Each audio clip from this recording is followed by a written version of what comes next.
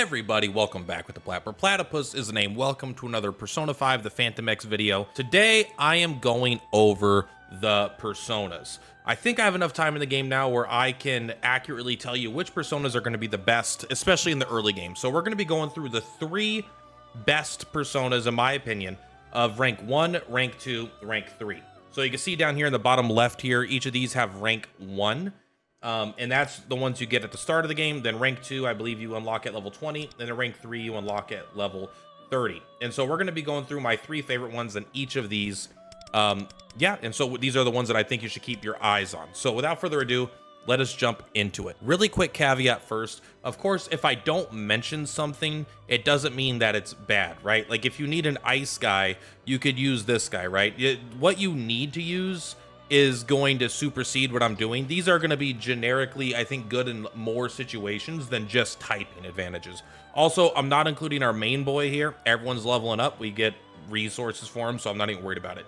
So the first one is Succubus. So Succubus is good for 2 main reasons. One, yes, they have darkness as a type, and if you don't have Joker, then you don't have that strong of darkness stuff in general. So it is kind of nice to have it, but honestly, her damage is pretty bad, especially in like the early game.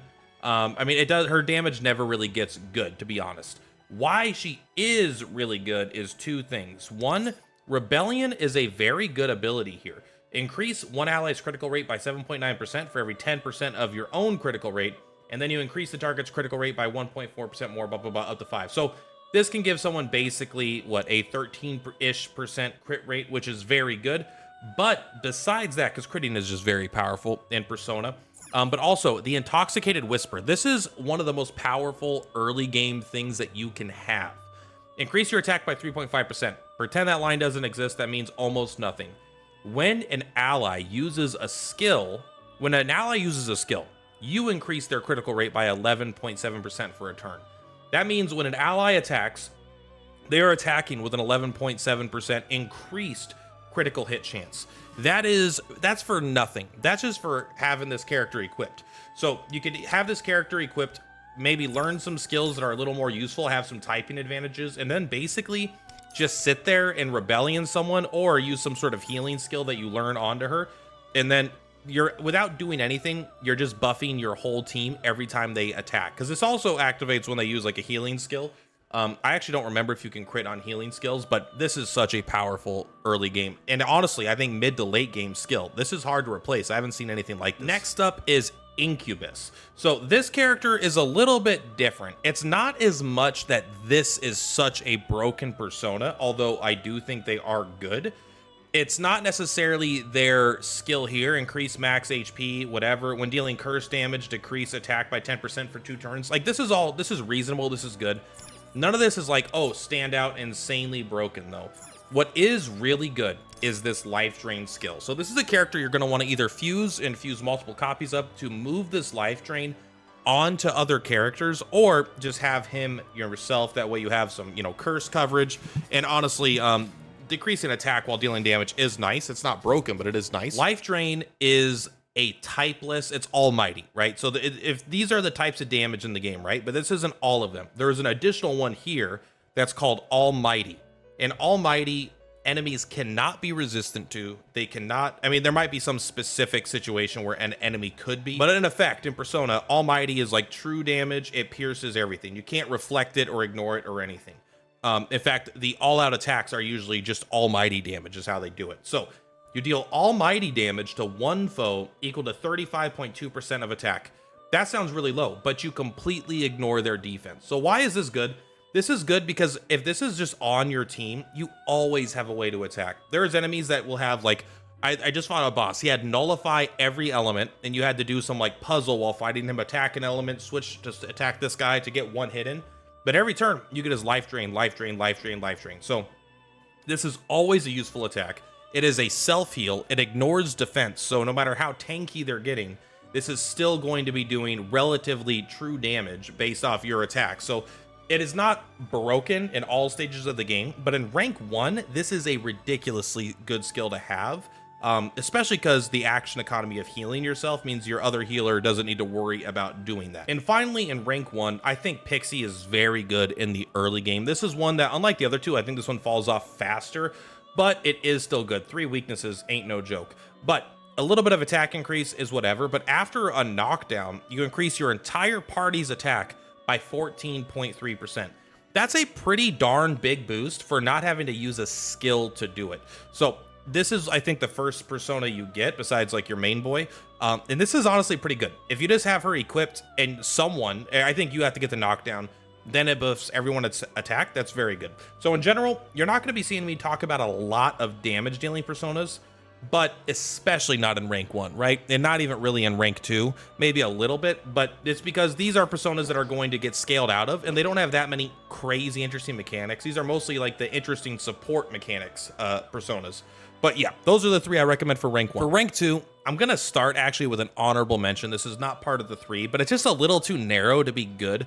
But if you need a really early boss clearer because you don't have any units built that can like just deal a lot of damage, Eligor is really good at dealing damage, but it's very niche. So he only works if there's one foe. So when dealing physical damage to one foe, you increase 15% attack and increase crit rate by 8%. So this could work even if there's multiple characters, but it only, you know, if there's like 4 characters but you're only targeting one, this will turn on. However, his main big hit here, Glorious Impact, 130% basically physical damage to one foe. And if only one foe is on the field, meaning it doesn't matter if you're targeting one or not, there has to only be one you can target, you increase the skill's damage by 25%. So this is a very good single target, like damage killer early on in the game. He doesn't have that good of stats right now because mine's a low level because I haven't really used him that much.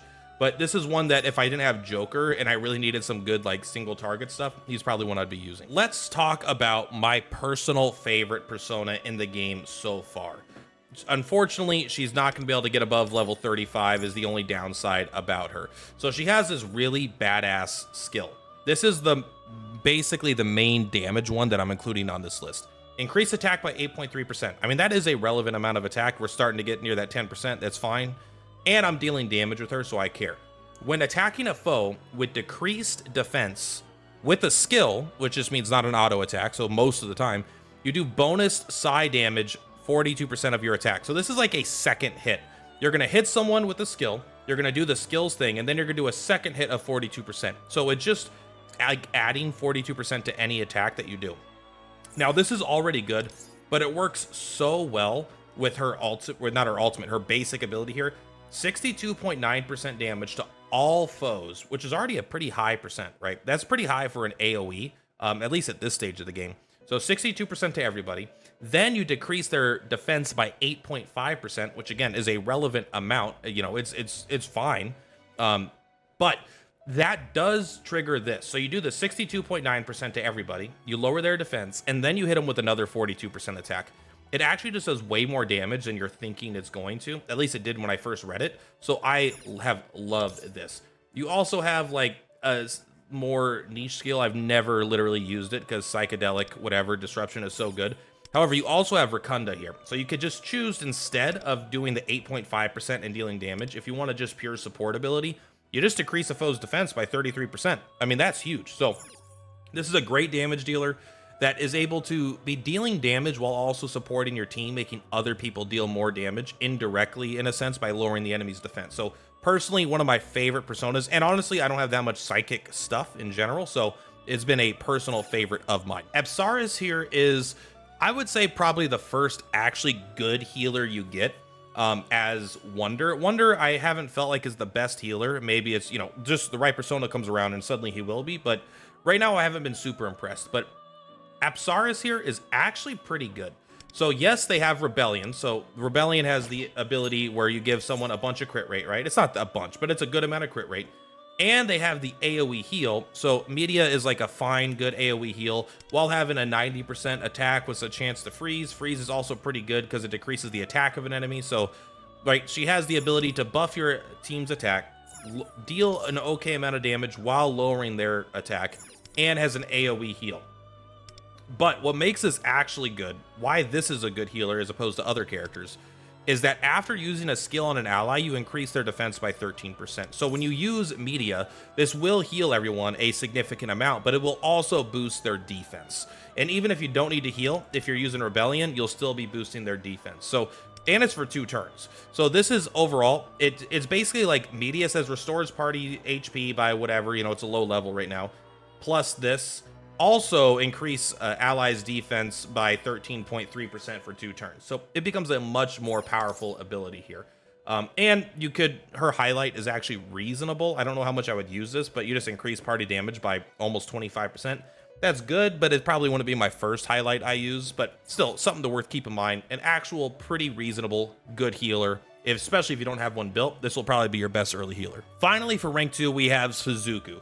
He is just like, I feel like he's a guilty pleasure of mine. I don't know if he's actually like broken or anything like that, but it's hard to get nuclear damage, you know? Like the other nuclear character that they have in the game is mostly a support character. So I feel like if I really need nuclear, it's coming down on Wonder. And this is just a powerful character for doing that. So first, Southern Sunlight, crit damage 7%, sure. When a party uses nuclear skills, increase attack by 27%. Well, your party, so when you use nuclear skills, you're getting 27% more attack. That's a fat number. We like that. The way this works, I haven't tested it. I assume it's when a different nuclear character uses their attack, it will also give them 27% attack. It might make it so you have the attack. I don't think so. I think it's like whenever anyone uses anything nuclear, they're getting a 27% attack increase, which is good. So the AoE nuke, not that good. It's fine. It's whatever. You could deal technical if they have an elemental ailment, which is fine, but it's only 51% with a 60% increase. This is only if you're exploiting multiple weaknesses, I would say. Thief Tactics is basically exactly what you would expect, not very good. However, so this is for breaking a bunch of things, but when you need to deal damage, this skill here actually just slaps. It's 103.1% of attack, so it's already like higher than most other attacks, especially at this level. It's just like a flat percent you could use every turn. And then you deal a technical and increase damage by 60% for foes with elemental attribute. So the reason it's better than this one, even though it's the same text basically, is that this does double the damage. And 16% of double the damage just feels like more in general. So this has been really good. Also, they do just have, at the start of every turn, you just heal a little bit. Is it enough to keep you alive against a boss? No, but it is enough to keep you alive if they're not focusing you. 2% is not that bad. And overall, when you level this guy, he just does a lot of damage, but he's mostly highlighted because at some point you're going to want nuclear and you just don't have a lot of options. And instead of building a whole character, getting his equipment, getting his whatever, his cards and leveling up all of his stuff, just fusing a persona that could do it for you is honestly going to be way easier. Now, rank 3 is where we start getting a little more harder to pick because we're starting to get quite a few good ones here. And I am going to exclude this guy because you need to have a certain, I forget what it is. I think it's a certain level with a character in order to fuse him. He's obviously like one of, if not the best at this stage. Very good, but if you can get him, but I'm not assuming that you'll be able to get him. So my favorite one in this whole area here is actually, I can never say her name, Amy no Uzume. And you're going to see a bit of a theme here, right? This is still a combination of damage plus support, and they're starting to become a little more team specific now. So increase ailment accuracy by 15%. That's fine. It's pretty, I mean, it's reasonable. But when a foe is shocked, which is not that hard to do, increase party's crit rate by 8.5%. So it's just like a permanent 8.5% for everybody as long as there is a shocked foe or when a foe gets shocked. Also, she has a pretty great 121% electric damage to a foe with a very high shock chance. And honestly, that's her entire thing. Getting a good, very good, this is like a damage dealer, right? A single target damage dealer, applies the shock, increases everyone's crit rate, is very good. The AoE is mostly for breaking a bunch of shields. You do have an increased shock accuracy. It's not that important, and a little bit of a heal. I would get a little bit of coverage on her for different elements just to hit something every now and then, or I would get some damage boosting stuff on her. But honestly, she's mostly, Electric Dance is just a very powerful skill. 121% is no joke, especially when you start getting all these buffs on her from other characters. This is going to be huge. Now, in a very similar vein is Lamia here. She does almost the exact same thing, but you can see I actually use her a bit more because I have a little more of an interesting set on her. But Glamorous Greed, increase ailment accuracy for 15%, by 15%, which is exactly the same as before. But for burning, it's 40%. So you're very likely to burn characters. Burning isn't as good as some other things, but it does. Burning has a lot of synergy with other characters that can inflict burning. Usually their skills will do some more if they're burning. But instead of like lowering their attack or their defense by a bunch, it does additional damage. When a foe is burning, increase party's attack by 12%. So this is why you want people to burn. All parties' attack is 12% increase just for having a burning enemy present. And she has the Bonfire Festival, which is a 127% attack with a 42% chance of burn. But if there's no one burning, this is doubled. So this is actually almost a 100% chance with a 40% additional chance, right? I assume it's not additive, or it's not 40 plus, you know, double means probably 83%, or sorry, 85%. And the 40% doesn't make it 125%, right? It's probably, you know, 40% of that 82 added to it, but still. Then she has boosting fire damage, and this hits really hard. I have no AoE on mine. I don't really care about that. You could easily get an AoE shield breaker. I am using life drain on mine. I talked about that earlier. It's very good for if something is just like immune to fire damage or something, and I happen to have her on me, and I don't prepare for every single random encounter or fight fully. So it's nice to have life drain always there and have a little bit of bless there. But really, Bonfire Festival, Fire Boost, Glamorous Greed, you're going to be doing a lot of damage. Finally, I might sound like I'm on repeat here, but Phoenix. This is very similar to Suzaku. It's just a good damage dealing nuke character. They have the Frayla, which is the 109% damage with a technical. This one does more, actually. It does 18% instead of I believe the other one was 16%. So it's very easy to get this technical off. I mean, all you have to do is have like anything, right? This set, when you click on it, it says spiritual ailment, but it is elemental. So if they're burning, shocked, this will give you a technical, which does a lot. It also has built-in nuclear boost. It also has built-in attack boost. So very easy. And then has the AoE shield breaking. And I think nuke damage is very good because there's always enemies that are weak to it, but it's hard to get a bunch of that kind of stuff with the current character pool. Also, 10% attack increase is pretty good. After defeating a foe, increase nuke damage by 35% for 2 turns. This is better than you would think. So a lot of boss style characters actually will summon ads. Like, it's not every single boss, but a lot of bosses will summon ads or have a character, if you kill it, they respawn because hitting this character does a mechanic. So this actually can trigger even on boss fights sometimes, and against a bunch of like AoE smaller guys, it's obviously decent, but it's not incredible. Like, I don't rely on it, but it has come into play much more than I thought. And yeah, that is the final character here. I will give an honorable mention. A character that I'm kind of theory crafting, trying to figure out how to build, is Shiki-Ouji. This guy, he just needs a skill. All of his skills are pretty bad. Like, Snap isn't that good. It's fine, but it's not that good. Raging, this is not that good. But he has an 18.6% defense increase. And after taking damage, you increase your defense by 19%, 4 stacks, permanent. So you're going to get effectively 100% bonus defense, combined with built-in physical reduction, combined with built-in gun reduction. Combined with decreased damage taken by 6, but combined with just normal reduction. So this is absolutely maybe the tankiest persona in the game so far, like at least in the first 3 ranks. I'm sure they get crazier, but he doesn't have anything to do with all this defense, so he's just kind of sitting there. Even his thief tactics scales off his attack, which is really lame. So I need to find the right skill to put on him, and I think this guy could be an absolute mid-game boss killer. Sorry, I keep clicking on that. I don't know why I keep clicking on that, but yeah, that's all for this one, guys. These are the personas I recommend you guys try out. And don't feel bad to experiment with other ones too, to start fusing whatever you can and have some fun, right? There's nothing wrong with Naga. There's nothing wrong with these guys. And in fact, Sandman might have some good places as well. So nearly all personas have some fit, but these are the ones that I think you really should make sure you're not ignoring. Anyway, guys, much love for platypuses per platypus. I'll see you on the flip-flops. Bye.